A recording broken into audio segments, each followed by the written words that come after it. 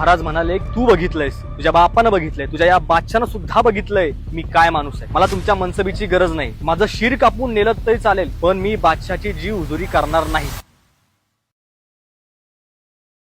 इतिहासात असे अनेक प्रसंग असतात जे एखाद्या राष्ट्राला, त्या राष्ट्राच्या येणाऱ्या कित्येक पिढ्यांना स्वाभिमानाने उभं राहण्याचं बळ देतात. इतिहासातील असाच एक प्रसंग म्हणजे शिवरायांनी आग्र्याच्या मुघल दरबारात केलेली गर्जना. झालं असं की पुरंदरच्या तहामुळे छत्रपती शिवाजी महाराजांना इच्छा नसताना सुद्धा आग्र्याला बादशाच्या भेटीला जावं लागलं आणि 12 मे 1666 रोजी शिवराय आणि शंभूराजे ही पितापुत्रांची जोडी आग्र्याच्या मुघल दरबारात पोहोचली. आता त्या दरबाराचे काही नियम होते, म्हणजे त्या दरबारात कुणालाही वर मान करून बोलण्याची मुभा नव्हती. जर आपल्याला काही बोलायचं असेल तर तोंडावर रुमाल ठेवून बोलावं लागायचं. त्या बादशहाला 3 वेळा जमिनीला हात टेकून मुजरा करावा लागायचा. अशा दरबारात महाराष्ट्राच्या एका राजाचा अपमान करण्याच्या हेतूने छत्रपती शिवाजी महाराजांना मुद्दाम बादशाने मागच्या रांगेत उभं केलं. मुद्दाम महाराजांना तात्कळत उभं ठेवलं आणि जो जसवंत सिंग महाराजांना पाठ दाखवून पळाला होता, त्या जसवंत सिंगाला औरंगजेबाने पुढच्या रांगेत उभं केलं होतं. आणि त्या मुघल दरबारात होणारा तो अपमान पाहून छत्रपती शिवाजी महाराज संतापले. लालबुंद झालेल्या डोळ्यांनी महाराजांनी बादशाकडे पाहिलं.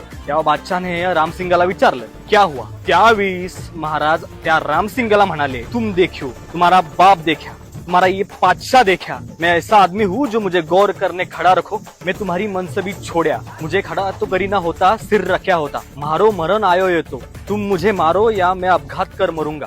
मेरा सिर काट कर ले जाओ तो चलेगा, लेकिन मैं बादशाह की जी हुजुरी नहीं करूंगा. म्हणजे महाराज म्हणाले की तू बघितलंयस, तुझ्या बापानं बघितलंय, तुझ्या या बादशानं सुद्धा बघितलंय मी काय माणूस आहे. आणि मला तुम्ही मुद्दाम मागच्या रांगेत उभं करता, मला मुद्दाम अपमानकारक वागणूक देता. मला तुमच्या मनसबीची गरज नाही. माझं शिर कापून नेलं तरी चालेल, पण मी बादशाची जी हुजुरी करणार नाही. अशा शब्दात छत्रपती शिवाजी महाराज त्या बादशाच्या दरबारात गरजले. आणि यानंतर ज्या दरबारात वर मान करून बोलायची सुद्धा मुभा नव्हती, त्या मुघल बादशाला पाड दाखवून छत्रपती शिवाजी महाराजांनी शंभूराजांसोबत तो दरबार सोडला. आणि या एका क्षणानंतर अख्खा मुघल दरबार थरथरला. कारण हिंदवी स्वराज्याच्या स्वाभिमानी मराठी राजाने अखंड हिंदुस्थानचा बादशाह मानल्या जाणाऱ्या औरंगजेबाचा अपमान केला होता. नरहर कुरुंदकर म्हणतात की गुजरात पासून बंगाल पर्यंत आणि काबूल कंधार पासून तंजावर पर्यंतच्या आजवरच्या मुघल साम्राज्याचा छत्रपती शिवाजी महाराजांनी तिथं पराजय केला होता. आणि त्यावेळी मुघल दरबारात छत्रपती शिवाजी महाराजांनी जो करारी बाणा दाखवला, अपमान सहन न करण्याची वृत्ती महाराष्ट्र आजही विसरलेला नाही. तलवारीच्या पात्यापेक्षाही आमचा स्वाभिमान धारदार असतो